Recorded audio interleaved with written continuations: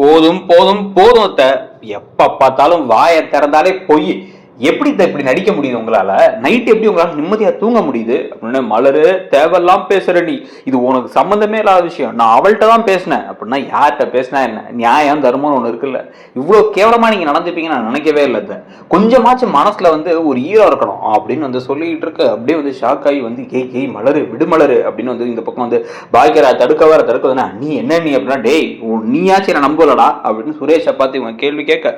இந்த விஷயம்லாம் நடக்கிறதுக்கு முன்னாடி தான் அந்த ப்ரெடிக்ஷன்ல பாத்தீங்கன்னா முதல்ல எடுத்தோன்னே, இப்ப என் பிள்ளைங்க வீட்டுக்கு வரட்டும், நான் என்ன செய்யறேன்னு மட்டும் பாருங்க அப்படின்னு சொல்லிட்டு லட்சுமி அங்கிட்டு இங்கிட்டு நடந்துகிட்டு இருக்க.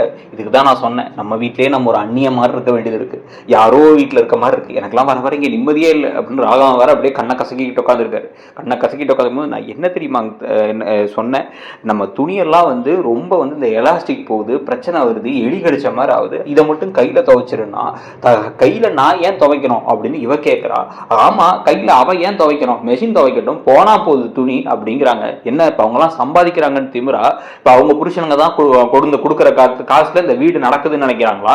நீங்க ரிட்டையர் ஆனதாங்க இப்படிலாம் நடத்துறாங்க, என்னால தாங்கிக்க முடியலங்க அப்படின்னு இந்த பக்கம் ராகவனி ஏத்தியோட. ஓ, அப்ப பணம் தான் பிரச்சனையா? இப்ப என்ன விடு, ரிட்டையர்மெண்ட் காஸ்ட்ல உள்ள போட்டு வச்சிருக்க பிஎஃப் பணம் இருக்குல்ல, அதை வேணா எடுத்து மூஞ்சிலே விட்டெறிறேன் அப்படின்னு இந்த பக்கம் ராகவனும் பேசிட்டு இருக்காரு. இதெல்லாம் பேசிட்டு இருக்கும் போதே நைட்டு கிளம்பும் போதே இந்த பக்கம் பேங்க்ல இருந்து கிளம்பும் போது வீட்டுல என்ன பஞ்சாயத்து காத்துக்கிட்டு இருக்கோ அப்படின்னு ஒன்றும் புரியாம பாக்கியராஜ் கிளம்ப. வீட்டுக்கு போகவே பிடிக்கல, ரூம்குள்ளார போனா அவ இருக்கா, ரூமுக்கு வெளியே வந்தா இவங்க ஏதாவது பஞ்சாயத்து பண்றாங்க, கடுப்பா இருக்கேன் வாழ்க்கை அப்படின்னு தனியா புலம்பிக்கிட்டே சுரேஷ் பைக் ஓட்டிட்டு வந்துகிட்டு இருக்காரு. இவங்க ரெண்டு பேர்லாம் வந்துகிட்டு இருக்கு. அப்படியே இவங்க சமைச்சிட்டு இருக்காங்க, ரெண்டு பேரும் சேர்ந்து சமைக்கிறாங்க, சிரிச்சு பேசி சமைக்கிறாங்க. அப்படியே உள்ளார தண்ணி எடுக்கிற மாதிரி வராங்க, அப்படியே கோவமா. எப்பயும் தண்ணி கேட்கிற லக்ஷ்மி தண்ணி கூட கேட்காம உள்ளார வேகமா தண்ணியை எடுத்துட்டு அப்படியே டங்குன்னு அப்படி சொம்ப வைக்கிறது. இந்த பக்கம் அப்படியே பார்த்துட்டு, சிரிக்கிறீங்களா, சிரிச்சுக்கிட்டே இருங்க, என்ன நான் வந்தேன்னு நிறுத்திட்டீங்க, என்னை பத்தி தானே பேசி சிரிச்சிருப்பீங்க, அந்த லூஸ் இருக்கா, லூஸ் வந்துகிட்டு இருக்கா, நம்மளே அதிகாரம் பண்ண பாக்குறாளா, நம்ம புருஷங்களை நம்ம கைக்குள்ள போட்டு வச்சுக்கலாம்னு நினைக்கிறீங்களா? விடமாட்டேன், இன்னைக்கு இருக்கு இங்க பஞ்சாயத்து, இந்த வீட்டுல யாரு என்னங்கிறது இன்னைக்கு அப்படியே தெளிவாக்குறோம் அப்படின்ட்டு வெளில போக. இவங்க ரெண்டு பேரும் எதுவும் பேசாமலே இந்த பக்கம் திரும்புறாங்க. அவங்க கதவை விட்டு வெளில வந்தோடனே என்ன இவ்வளவு டெரரா பேசுறாங்க அப்படின்னா, அதெல்லாம் கண்டுக்காத மதி அப்படின்னு இவங்க பேசி ரெண்டு பேரும் சிரிச்சுக்கிறாங்க. சிரிச்சுட்டதையும் இவன் கேட்டுறான். கேட்டு திருப்பி என்ன வெளில போக விட்டுட்டு சிரிக்கிறீங்களா, இன்னைக்கு பாரு என்ன நடக்குதுன்னு அப்படிங்கும் போதே முதல்ல பாக்கியராஜ் வராரு. வாடா பாக்கியராஜ், என்ன நான் உன்னை எப்ப வர சொன்னேன், நீ எப்ப வர அப்படின்னா, இல்லம்மா மலர் கால் பண்ணி, ஓ உன் பொண்டாட்டி கால் பண்ணி வர வேணான்னா, நீ யோசிச்சு பார்த்த, அம்மா வான்னா பொண்டாட்டி வர வேணான்னா, அப்ப சரி பொண்டாட்டி சொல்றதே கேட்போம் அப்படின்னு முடிவு பண்ணி தானே நீ வராம விட்ட, அவ்வளவுதான் எனக்கு கொடுக்குற மரியாதை. இதே உங்க அப்பா கூப்பிட்டாவாச்சும் வந்திருப்பியா, இல்ல அப்பா கூப்பிட்டாலும் அப்படிதானா?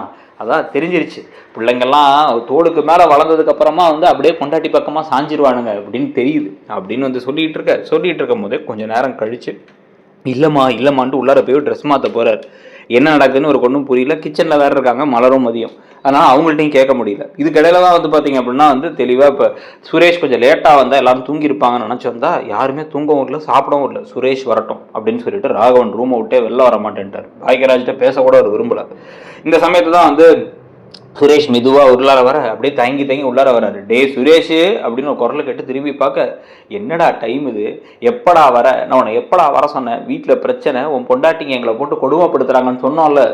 இல்லம்மா அப்படின்னா, ஓ அண்ணி கால் பண்ணா உடனே வர வேணான்னு முடிவு பண்ணிட்டியா, இந்த வீட்டுல இந்த ராட்சசியோட நான் விட்டு போறேன்னு முன்னாடியே யோசிக்க வேணாம் அப்படிங்கும் போது டக்குனு இப்ப இந்த பக்கம் கோவம் மதி போக மலர் தடுத்துடுறாங்க. இதுக்கெல்லாம் டென்ஷன் ஆகாது, இன்னும் விஷயம் இருக்கு அப்படிங்கிற மாதிரி.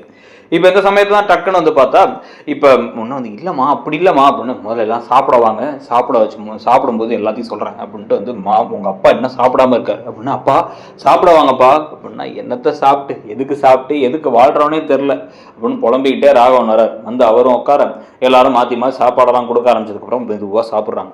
சாப்பிட்டுட்டே அப்படியே எல்லாம் முறைச்சிக்கிட்டே இருக்காங்க. முறைச்சிட்டே இருக்கும் போது, இன்னைக்கு என்ன நடந்துச்சு தெரியுமா அப்படின்னா, ஐயோ இந்த பேச்சை விட்டுருவாங்கன்னு பார்த்தா ஆரம்பிச்சிட்டாங்களேங்கிற மாதிரி பாக்கியராஜும் இந்த பக்கம் சுரேஷும் பார்க்கும் பொழுதே இன்னைக்கு துணி துவைக்க சொன்னேன் உன் பொண்டாட்டிய, இன்னைக்கு அவ தான் மதியானம் சமைச்சா, அவ என்ன லட்சணத்துல சமைச்சாங்கிறது உனக்கே தெரியும், அதுக்கப்புறம் துணி துவை அப்படின்னு சொல்லிட்டு கையில் வந்து சில துணியை அப்படின்னா துவைக்க முடியாது. நான் ஏன் கையில் துவைக்கணும்? என் கையெல்லாம் வந்து அந்த மாதிரி வந்து ஈரம் பட்டா ஒன்றும் ஆகாது.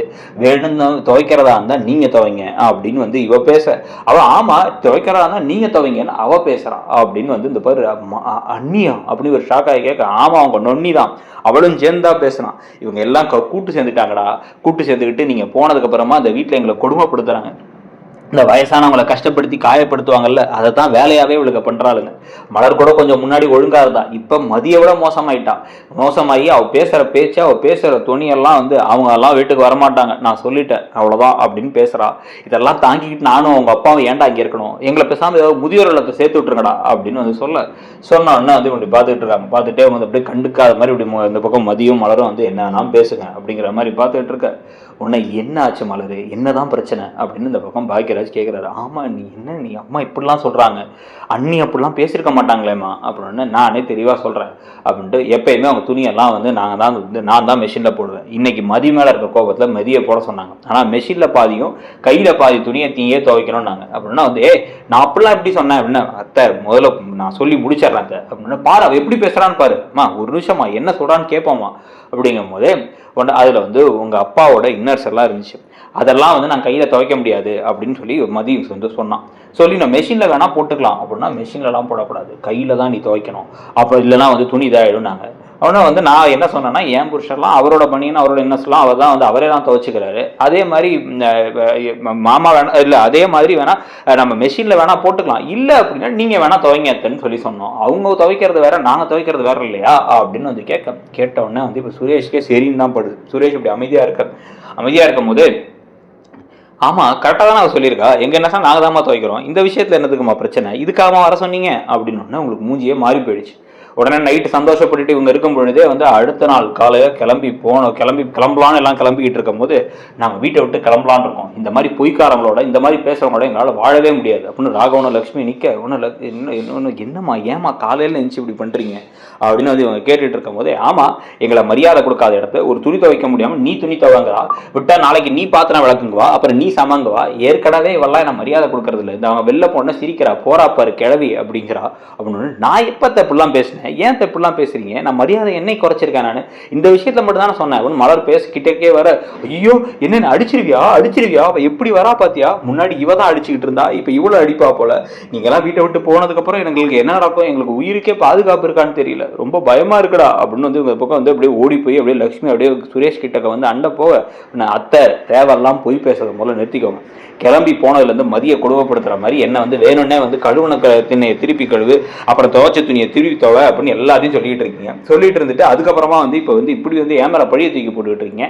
அப்படின்னு வந்து கோவமா கேட்ட உடனே, பாத்தியாடா அவ எப்படி பேசுறான்னு பாத்தியா அப்படின்னாமா, எல்லா வேலையும் எல்லாரும் ஷேர் பண்ணி செய்யலாமா, ஒரு ஆள் மட்டும் செய்கிறது தப்புமா அப்படின்னு வந்து சொல்லிட்டு இருக்கும் பொழுதே வந்து என்னடா அது அப்படின்னு வந்து யோசிச்சு அப்படியே வந்து இந்த திருன்னு லக்ஷ்மி முடிக்கிறதோட அந்த விஷயம் நின்றுச்சு. மலர் இன்னமும் கொஞ்சம் கோபமானாங்க அப்படின்னு இருந்தால் கதை எப்படி இருக்குன்னு நினைக்கிறீங்க அப்படிங்கிறத சொல்லுங்கள். அப்படியே உங்களை பொறுத்த வரைக்கும் இடம்பொருள் சேனலில் வேறு என்ன சீரியலை பற்றி போடலாங்கிறதையும் பார்த்துட்டு, இப்போ நீங்கள் பார்க்குறதுல எந்த சீரியலோட வீடியோஸ் நல்லா இருக்குது, எந்த சீரியல் நல்லா போகுதுங்கிறத சொல்லிட்டு சேனலையும் சப்ஸ்கிரைப் பண்ணிவிடுங்க. தேங்க்யூ.